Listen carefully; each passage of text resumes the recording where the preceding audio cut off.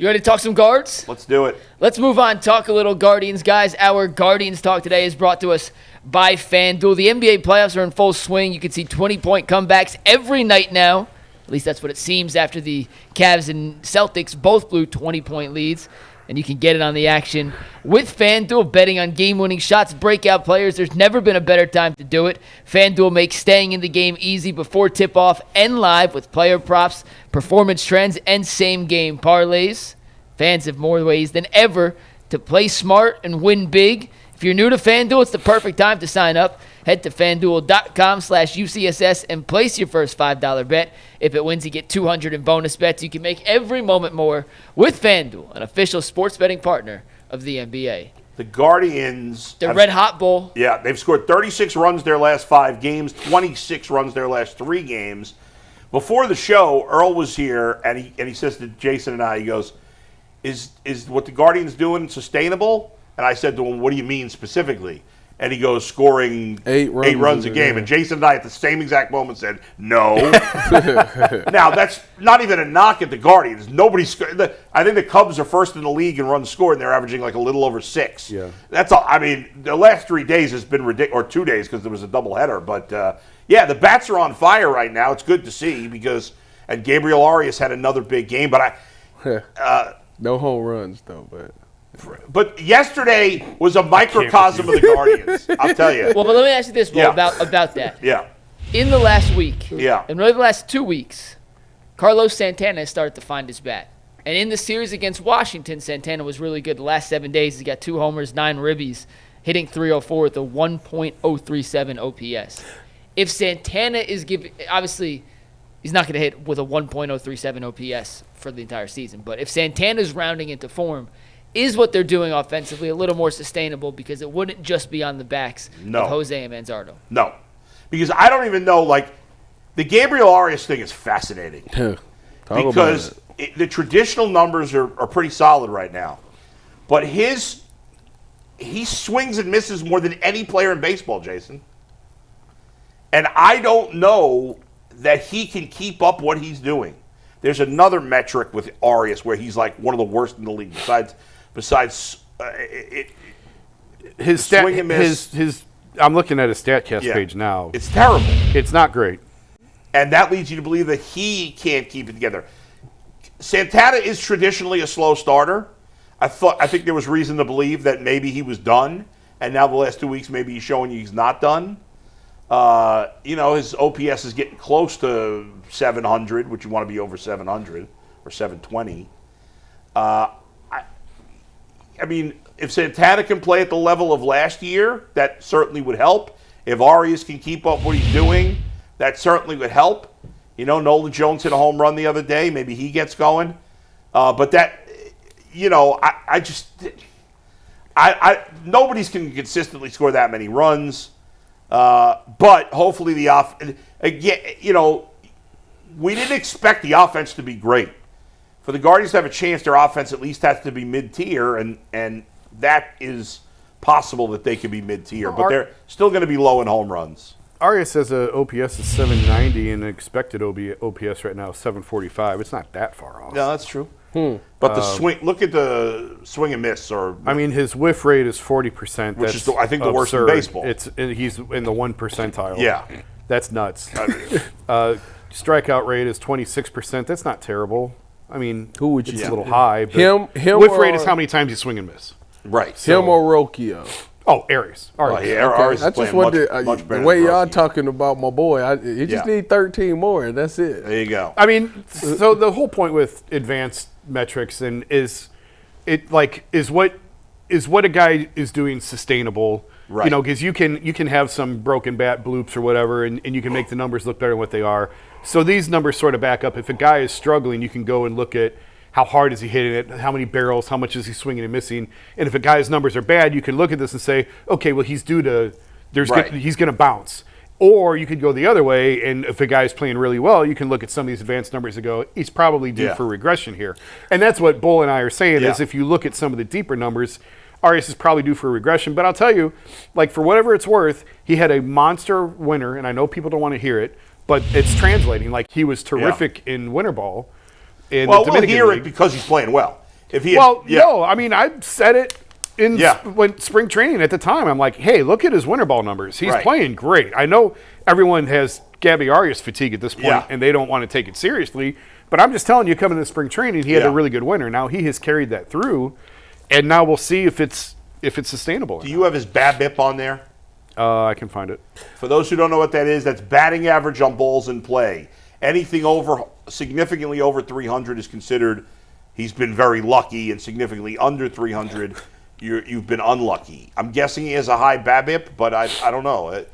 It'll take me a minute. How would you judge the Nationals pitching?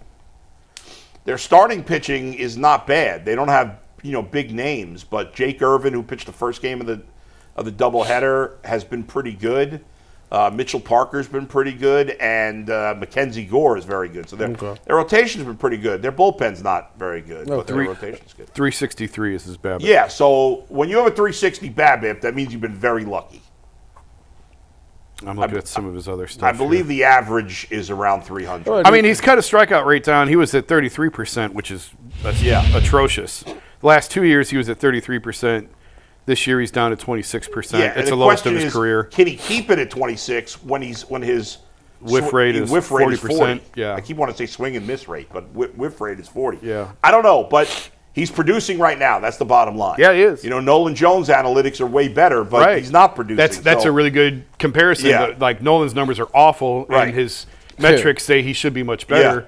Arias' numbers are pretty good, and his metrics are saying they shouldn't be that good. So, Right. we got a lot of baseball left. We'll see if this but sort of evens out. it's really promising. But yesterday, the inning they scored 8 runs. I can't remember what inning it was. It was Sixth. That was that was so Guardians that inning.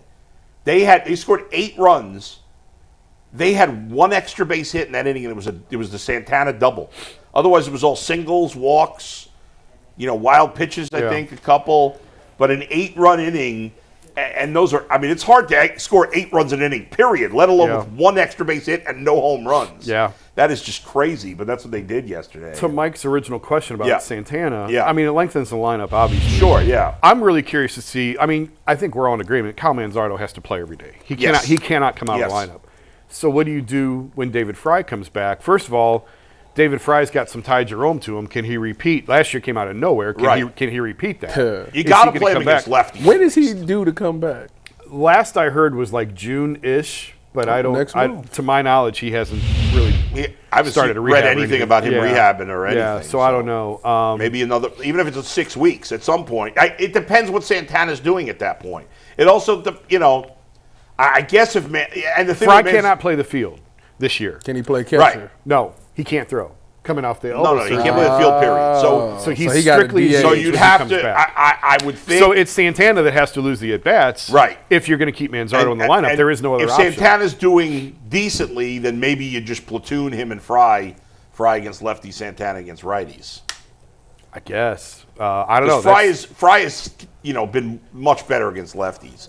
So it'll be an interesting thing. Listen, if Santana's playing well enough that they're not sure what to do, that'd be a good problem to have. I mean, Boston's looking for a first baseman. I'll just throw that out there. You gonna trade Santana? Meanwhile, you also have C.J. Kafis down in Columbus.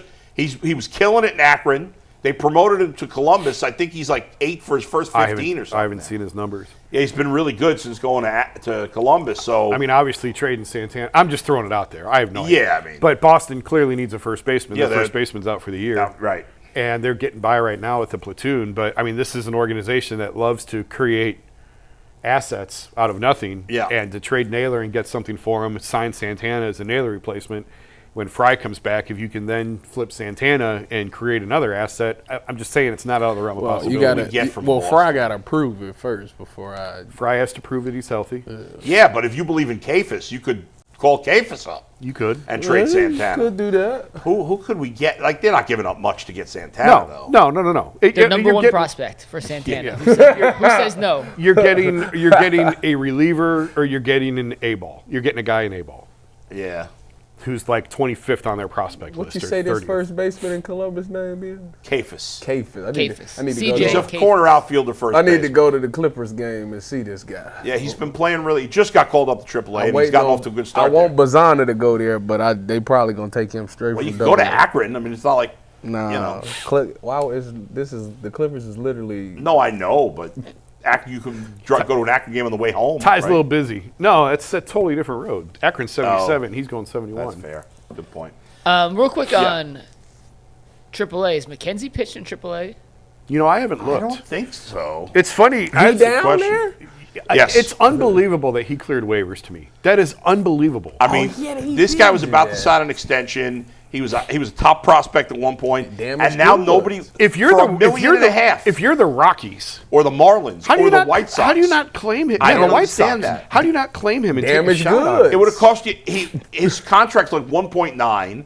So you take a sixth out of that. You're looking at like $1.5 million. I was shocked that he cleared waivers. Especially because he's under team control for 3 more years. So even if he sucks this year, you can work with him all off season. He throwing batting practice. I right was now. just stunned. What were we just asking about? Oh, Tristan I McKenzie. don't think he has. I'm on his MILB stat page right now. I don't believe he's I pitched. need in to see when he 2025. pitching. I'm going to that game. I hope it's on Dama Dog night. Go in there with $10 and eat like a king. Did you say dime? Dama Dog. They do that? Dime a dog? Oh my goodness! Oh my God. As a matter of fact, I did a hit section on the news on the first Dama Dog night. That makes Dollar Dog Night look expensive. Dime a He's got dog. 4 appearances for Columbus. He's pitched 5 2/3 innings. He's got an ERA of 11 I'm on his. Oh, Where that's are you not seeing good. that? on his MILB page. 2025 stats: 4 appearances, 5 2/3 innings pitched. That's his major league stats. ERA ERA 11-12. Yeah, that's what the I'm Guardians. sorry. Yeah, Major I'm League. sorry. Yeah, he hasn't pitched. No, he pitched for Columbus last year. Yeah, he has not pitched this year in Columbus. Man, Bazana Maybe they're- get there, McKenzie there. Oh man, Maybe they're I'm gonna take a beach ball. yeah, I don't know what they're doing. shutting him down and working with him a little bit. I don't know. I don't know. Well, we'll keep an eye out for that. Yeah, he Yeah. was optioned down and officially transferred on April 30th after clearing waivers. Has not pitched. In that's 9 days ago, 8-9 days ago. Yeah, He should have pitched by then. So I wonder if they're. Tra- Who knows? He may be in Arizona. Travis Bazana, by the way, updated numbers on him. His OPS is 741. It's been dropping. He's hit 241. He's got 3 homers, 16 ribbies, 6 stolen bases. That's not great. He is. You'd like to see for Double A. You'd like to see. Yeah, that. he's not. He's far from dominating. I mean, the numbers are fine. They're solid, but they they're should not. be high. And the guy who was the 3rd pick is already in the majors. fourth Kurtz. place. 4th pick. Kurtz, he was 4th. Yeah. Yeah. Where was Caglione? Because he's killing it. Caglione. 6th, 8th, something like that. So it's guys 6th, I in think, that yeah. draft that's already in the majors. Well, one, yeah, One doing is. well. Yeah. One is. And what position is he? first base. Yeah, they've been- Jack Caglione is hitting .330 Yeah, with 8 home runs and 31 RBIs and a 1.007 OPS. 31 Whoa, ribbies. whoa, It's whoa. got to be less than 31 games, Wait, you right? talking the dude that just got drafted? Yeah, he was in Bazana's class. He's went- averaging a He's ribby just, a game, you probably. say he doing what? I just said he was He killing has 37 hits and 112 plate appearances, it. Yeah. 8 home runs, 31 RBIs. He's hitting .330. His on base is .409. His OPS is 1.007. I don't know why the Royals don't move him to AAA.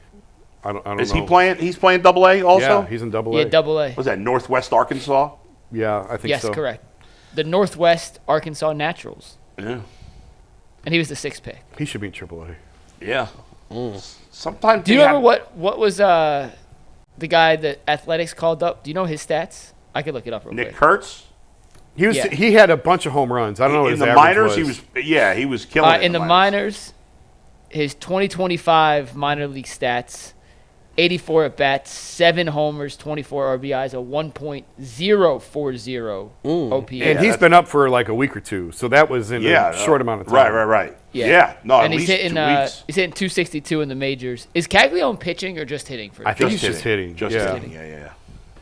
All right. Any other Yeah. Guardian thoughts before we move on here? No. 13 what else? more home runs. Were they Philly? Are they Philly this weekend? Let Yeah, Big, they're No, they're off- home. Oh, they're home I'm this sorry. weekend? Yes, they're playing Philly, but it's at home. Let I'll Big be there Christmas Sunday. If play. anyone's going to the game Sunday, let me know. I'll be there. 6-game homestand starting tomorrow. They got 3 with Philly and then 3 with. I need to get over there. Who are they playing? Minnesota. Minnesota, right?